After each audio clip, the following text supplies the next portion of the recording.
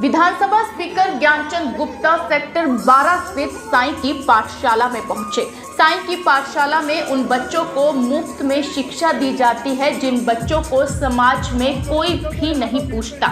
150 के करीब गरीब अनाथ सड़कों पर घूमने वाले बच्चे साईं की पाठशाला में शिक्षा ले रहे हैं।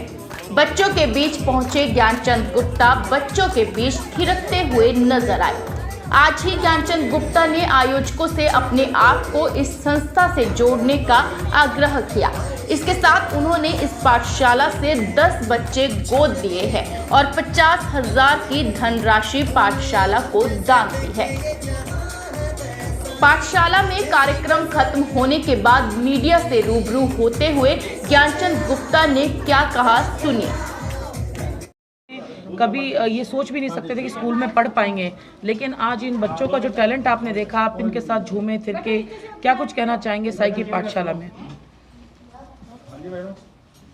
सबसे पहले तो मैं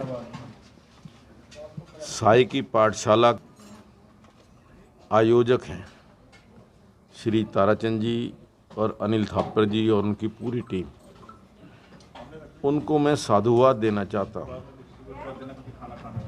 कि उन्होंने ऐसे गरीब बच्चों की, प्रताड़ित बच्चों की, उपेक्षित बच्चों की सुध ली है, जो समाज के साथ साथ कहीं ना कहीं उनके परिवार के द्वारा भी उपेक्षित हैं। परिवार की मजबूरियों के कारण कह लीजिए, परिस्थितियों के कारण कह लीजिए। मैं समझता हूँ कि माता पिता जब अपने रोज़ी रोटी की तलाश में निकल जाते हैं तो ये नन्हे मुन्ने बच्चे घर के ऊपर, घर के अंदर रह कर के कोई भी, चाहे वो शिक्षा है, चाहे वो खेल है, उसमें कार्य कर नहीं पाते। लेकिन ऐसे बच्चों को इकट्ठा करके, ऐसे बच्चों की सुध लेकर के उनको एक अच्छे स्थान पर ला कर के शिक्षा देना, इससे बड़ा पुण्य का काम कोई और हो नहीं सकता। वो बच्चे जो परिवार के द्वारा उपेक्षित हैं, समाज के द्वारा उपेक्षित हैं, सड़कों के ऊपर भीख मांगते थे, चौराहों के ऊपर भीख मांगते थे, और कहीं ना कहीं वो बच्चे जो घर से बाहर रह कर के भूखे रहते थे, उनके लिए खाने का प्रबंध, उनके लिए शिक्षा का प्रबंध, उनके लिए किताबों का प्रबंध, बुक्स का प्रबंध करना, उनको अच्छी ड्रेसेस देना, अच्छे कपड़े देना, मैं समझता हूँ कि ये उनके जीवन में परिवर्तन लाएगा।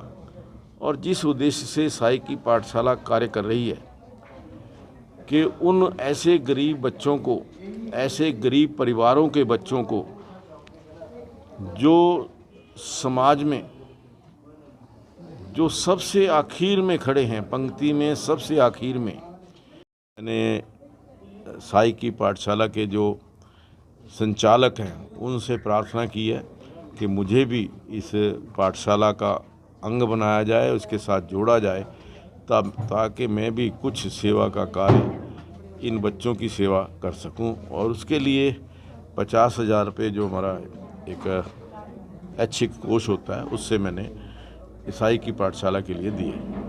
सर, एक बजट सत्र शुरू होने जा रहा है, उसको लेकर कैसी तैयारी है? पेपरलेस भी विधानसभा को किया गया है। देखिए, 2 मार्च से हरियाणा विधानसभा का बजट सत्र शुरू हो रहा है और 2 मार्च को हरियाणा प्रदेश के आदरणीय राज्यपाल अपना राज्यपाल अभिभाषण देंगे और ये 6 तारीख तक सेशन ऑन रहेगा। 7 पंचकुला साईं की पाठशाला के प्रमुख अनिल थापर एवं ताराचंद अग्रवाल ने ज्ञानचंद गुप्ता का आभार व्यक्त किया एवं ट्रस्ट को जल्द ही जमीन मिल जाएगी, इस बात को लेकर खुशी जाहिर की। यदि आप भी साईं की पाठशाला से किसी बच्चे को गोद लेना चाहते हैं तो सेक्टर 5 साईं की पाठशाला से संपर्क कर सकते हैं या हमें नीचे कमेंट बॉक्स में लिख सकते हैं।